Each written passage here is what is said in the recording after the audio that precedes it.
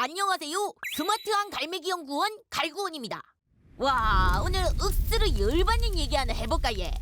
부산대 경북대가 서울대 연구대하고 어깨를 나란히 했던 시절이 있었다는 얘기 다들 들어보셨지? 1980년대만 해도 부산대 법학과 전자공학과 같은 인기학과는 연구대랑 점수 차이가 별로 안 나갔고 서울대 못 가면 연구대냐 부산대냐를 진짜로 고민을 했었거든요. 그런데 지금은 어떻습니까?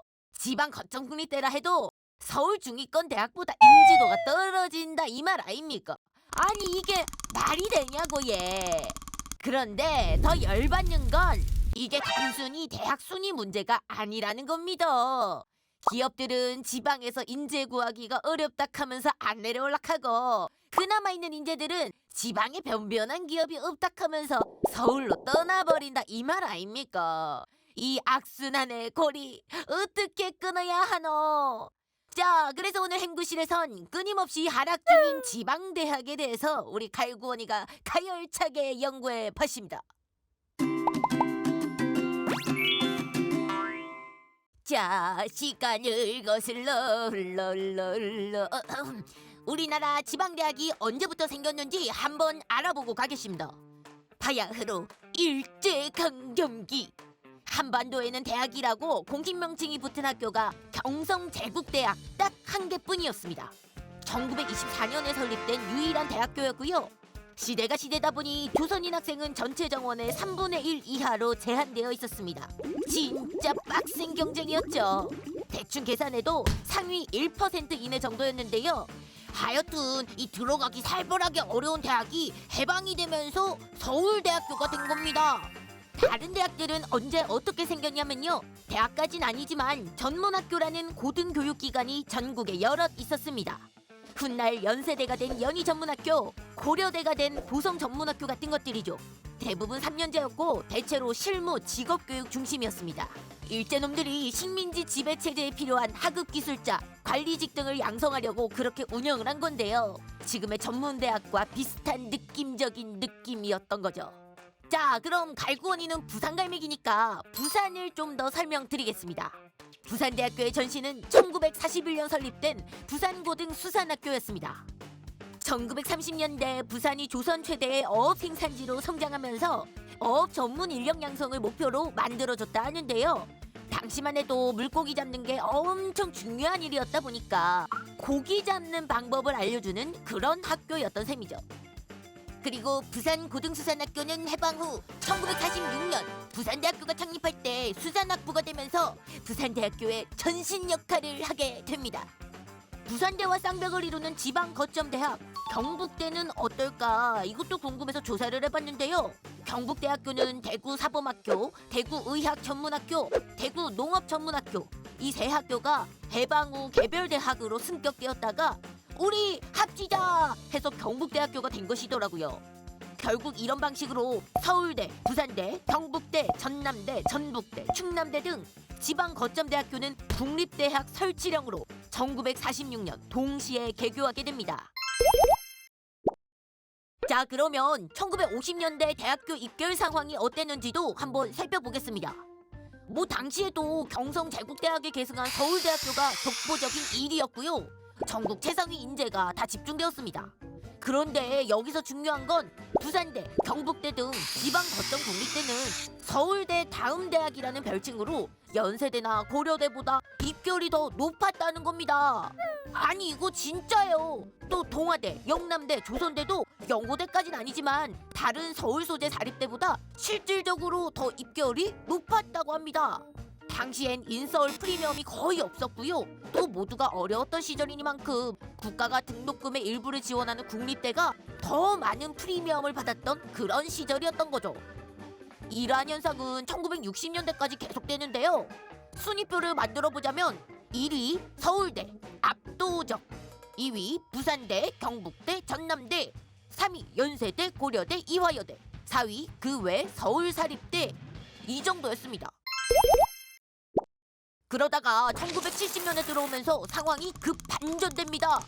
당시 박정희 정부가 청와대와 중앙부처를 중심으로 경제계획을 주도하기 시작했는데요. 그게 그 유명한 경제개발 5개년 계획이죠. 새마을 운동도 이때고요. 국가 주도로 모든 것이 시행되던 시기다 보니 모든 정책, 예산의 결정권이 서울에 있었습니다. 자금줄이 서울에 있다 보니 장사를 하려는 기업들은 다들 자금줄 곁으로 모여들기 바빴던 거죠. 대표적인 예를 몇 가지 들어볼까요? 현대그룹은 1973년 울산에 조선소와 자동차 공장을 짓지만 의사결정을 하는 본사는 서울 한남동과 여의도로 옮겨갑니다. 포스코도 1968년 포항에 본사가 있었지만 1970년대 후반 서울 사무소 기능을 확대하더니 1980년대엔 사실상 본사 업무 대부분을 서울 강남으로 옮겨왔죠. 대우그룹은 어떨까요? 1967년 부산에서 수출업으로 시작한 기업인데요. 1970년대 본사를 서울로 옮겨버렸습니다. 또 효성은 경북 지역 섬유 공장에서 출발한 기업인데 역시 1970년대 그룹사 본부를 서울로 옮겼고요. 충남 전남 지역에 화약 공장을 운영하던 한화도 1970년대 중반 본사를 서울 장교동으로 옮겨버렸습니다. 정리하자면 1960년대까지는 지역 기반의 기업이 많았던 반면 1970년대 들어선 지방태생 기업들이 경영본부를 서울로 옮기면서 지방은 단순 생산기지화되는 현상이 일어난 거죠. 결국 이때부터 지방은 공장이고 서울은 본사, 이런 공식이 생겨난 겁니다. 이러한 공식은 당연히 대학 입결에도 영향을 미치게 됐죠. 1970년대 들어선 고대와 연대가 지방 거점 대학을 밀어내고 2위로 올라섰고요. SKY, 스카이태제를 만들기 시작합니다. 그 이후 지방 국립대들은 단계를 낮춰 성균관대, 한양대 등 서울 기타 사립대들과 경쟁을 하게 된 겁니다.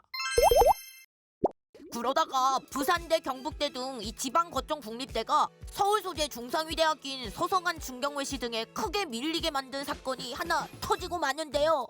바로 1998년 IMF 외환 위기.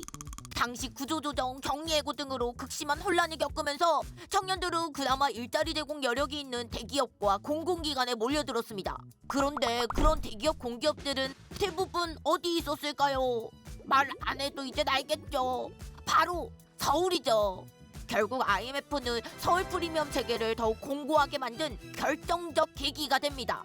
그 후 2010년에서 2020년 사이 20대 청년 약 55만 명이 수도권으로 이동하게 되었습니다. 특히 전국의 최상위권 학생들이 지방 거점 국립대 대신 서울 소재 대학을 압도적으로 선호하게 되면서 부산대, 경북대 등의 직업국은 10위권 밖으로 밀려나게 되었고 입결이 서울 중위권 사립에도 밀리는 현상이 발생하고 있습니다. 아니, 이게 말이 되냐고! 학생들의 수도권 집중은 지방대학의 경쟁력 하락을 부추기고 있습니다. 2000년대 이후 폐교된 대학 18개가 모두 비수도권에서 나왔고요. 지금도 지역대학은 신입생 미달이 일상화되어서 대규모 임금 체불이나 학습권이 침해당하고 있는 실정입니다. 또 대학 앞 골목 상권의 소멸 등 지역 경제에도 충격을 주고 있는데요. 가장 큰 문제는 바로 지역의 청년이 사라지고 있다는 점이죠. 청년이 없다 보니 결혼이 없고요. 결혼이 없으니 출산도 없습니다. 결국 청년의 수도권 이동은 지방 혼인율, 출산율을 감소시키면서 도시를 고령화로 만들고 결국 지방 소멸까지 이르게 합니다. 이 지방 대학의 경쟁력 하락 문제, 청년의 수도권 쏠림 문제 어떻게 해결할 수가 있을까요? 그것은 다음 시간에 행구원이 열심히 준비해서 발표한다고 하니깐요. 조금만 기다려주시고요. 오늘 갈구원의 옛날 이야기가 마음에 드셨다면 구독, 좋아요, 마세리 팍팍 눌러주시고요. 살림살이 좀 넉넉하신 분들은 행구실 멤버십도 함 가입해 주 있어. 갈구원이가 이렇게 열심히 조사했는데 안 누를 거 아니지 얘. 믿습니다. 끼르.